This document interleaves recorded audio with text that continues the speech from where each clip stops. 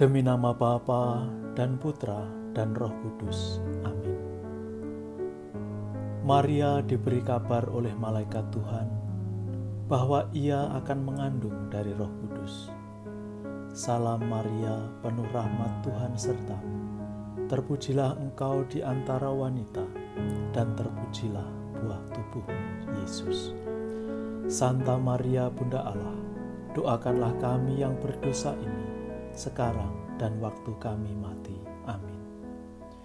Aku ini hamba Tuhan, terjadilah padaku menurut perkataanmu. Salam Maria, penuh rahmat Tuhan sertamu. Terpujilah engkau di antara wanita, dan terpujilah buah tubuhmu, Yesus. Santa Maria, Bunda Allah, doakanlah kami yang berdosa ini, sekarang dan waktu kami mati. Amin. Sabda sudah menjadi daging dan tinggal di antara kita. Salam Maria, penuh rahmat Tuhan sertamu. Terpujilah engkau di antara wanita, dan terpujilah buah tubuhmu, Yesus. Santa Maria, Bunda Allah, doakanlah kami yang berdosa ini, sekarang dan waktu kami mati. Amin. Doakanlah kami, ya Santa Bunda Allah, supaya kami dapat menikmati janji-janji Kristus. Marilah berdoa. Ya Allah, karena kabar malaikat kami mengetahui bahwa Yesus Kristus Putramu menjadi manusia. Curahkanlah rahmat-Mu ke dalam hati kami, supaya karena sengsara dan salibnya, kami dibawa kepada kebangkitan yang mulia, sebab Dialah Tuhan dan pengantara kami. Amin. Saudari dan saudara yang terkasih, hari ini hari Sabtu 12 September 2020. Di Paroki Santa Ana, di mana saya melayani, saya bersama satu romo juga dari Indonesia, berasal dari Surabaya. Dia sangat suka bercocok tanam. Pertama kali dia datang di paroki ini, yang dilihat adalah apakah ada ruang di mana dia bisa bercocok tanam. Para saudari-saudara terkasih, pastoran kami itu tidak memiliki ruang terbuka yang lebar. Maka beliau menggunakan rooftop, jadi atap, karena kan atap kami itu dak-dak kan gitu. Dia menggunakan itu untuk bercocok tanam. Dia mencari banyak pot, lalu mulai mengumpulkan benih-benih dan mulai menanam. Cukup lama dia tidak bisa memulai.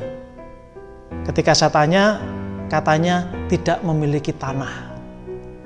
Tanah di sini adalah barang yang langka. Sulit mencari tanah. Di lingkungan sekitar juga tidak banyak tanah yang baik untuk bercocok tanam. Kalau kita membeli di pasar, itu mahal sekali. Dan itu bukan tanah seperti biasanya, tapi seperti kompos. Sampai kemudian suatu hari ada umat yang memberi sumbangan banyak sekali tanah. Umat ini pengusaha. Jadi pengusaha bibit-bibit tanaman. Maka tentu dia punya juga kebun. Bagaimana dia menyemai. Teman saya ini bukan hanya menerima sumbangan tanah, tapi juga sumbangan bibit-bibit tanaman yang bagus. Lalu dengan semangat dia mulai menanam. Banyak sekali pot-pot mulai berjajar di atap pastoran kami. Bahkan nggak cukup pindah ke atap gereja. Lalu tumbuhlah semua tanaman itu. Kami menunggu dengan sabar kapan akan menghasilkan buah.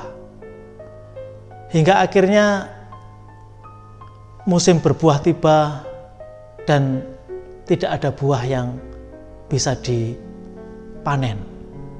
Ada 1-2 sedikit saja.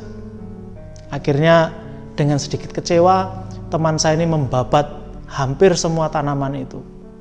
Dengan cemberut dia berkata, Tiap pagi, tiap sore aku sirami, panas-panas, capek-capek, membuang air, nggak ada buahnya. Lalu saya tanya, mungkin ada sebab yang lain. Apakah tanahnya cocok, cukup baik untuk tanaman itu atau tidak? Saudari dan saudara terkasih, cerita ini ingin saya pakai untuk masuk ke dalam Injil hari ini. Yesus berkata, pohon yang baik dikenal dari buahnya. Kalau buahnya itu bagus, pohonnya pasti bagus. Kalau buah itu jelek, mungkin pohonnya juga jelek. Kalau sebuah pohon, tanaman tidak mampu menghasilkan buah, pasti ada yang salah. Mungkin tanahnya kurang bagus, terlalu keras, atau terlalu lunak bahkan, atau pupuknya kurang bagus, atau banyak hal. Ada banyak faktor yang membuat tanaman itu tidak berbuah. Saudari dan saudara terkasih, Yesus hendak mengajar, tanaman itu adalah kita. Kita itu dikenal dari buah yang kita hasilkan. Buah itu bisa berupa ungkapan-ungkapan, perkataan-perkataan kita, atau karya-karya kita, atau apapun yang bisa dikenali keluar dari kita sebagai buah yang kita hasilkan. Kalau perkataan-perkataan kita itu memang baik, menyejukkan, menyembuhkan, menguatkan, mungkin kita bisa berkata tanaman yang ada dalam diri kita itu cukup sehat, cukup bagus, karena mendapat asupan yang baik. Tanahnya baik, pupuknya baik, airnya baik, dan seterusnya. Tapi kalau yang keluar itu umpatan-umpatan, sesuatu yang kurang baik, selalu membawa perpecahan, selalu membawa pertengkaran, kita boleh menduga bahwa pohon hidup kita ini kurang sehat. Mungkin tanahnya banyak ulatnya, mungkin pupuknya tidak cocok, mungkin airnya juga kurang, banyak sekali. Nah, saudari dan saudara terkasih, pasukan-pasukan yang masuk ke dalam diri kita, pasokan ya bukan pasukan, asupan gizi, makanan, itu bukan hanya berupa sesuatu yang material, makanan yang bergizi agar badan sehat, tetapi jiwa kita, pikiran kita, hidup rohani kita juga butuh asupan. Kalau kita setiap hari makan sehat, tetapi hati kita tidak kita beri makanan yang sehat, pikiran kita tidak beri kita makanan yang sehat, ya yang keluar sesuatu yang buruk. Badan boleh sehat, boleh kekar, tetapi perkataan menyakitkan, ungkapan-ungkapan kita membuat resah, membawa perpecahan, dan seterusnya. Kalau badan kita perlu kita beri asupan makanan yang sehat, yang cukup karbohidrat, cukup protein, cukup mineral, dan seterusnya. Jiwa kita juga butuh asupan yang sehat. Kita butuh bacaan rohani yang baik. Kita butuh sesuatu yang menenangkan. Kita butuh sesuatu yang menguatkan.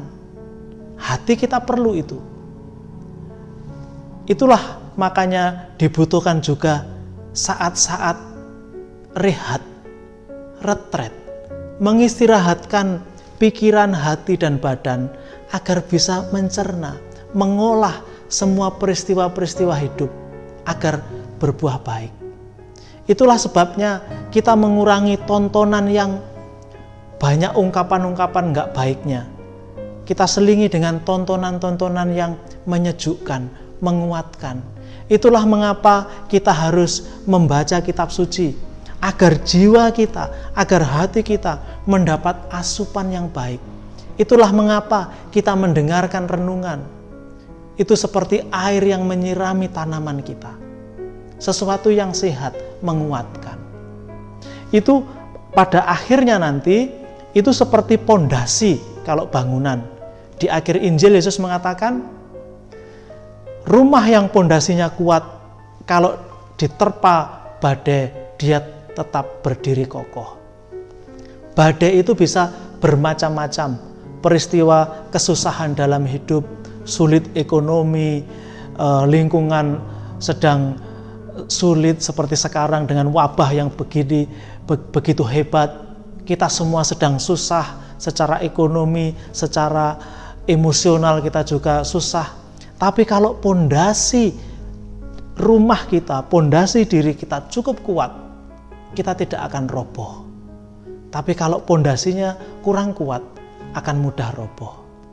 Saudari dan saudara terkasih, mari kita perkuat pondasi rumah kita dengan memberi asupan-asupan yang baik, gizi-gizi rohani yang baik. Itulah mengapa kegiatan rohani yang kita lakukan hari-hari ini bukan hanya karena ini adalah bulan kitab suci, maka kita membaca kitab suci, tapi setiap hari kita hendak memberi asupan yang baik bagi jiwa kita, bagi hidup rohani kita, agar kita sehat badan dan jiwa kita. Tuhan memberkati. Demi nama Bapa dan Putra dan Roh Kudus. Amin.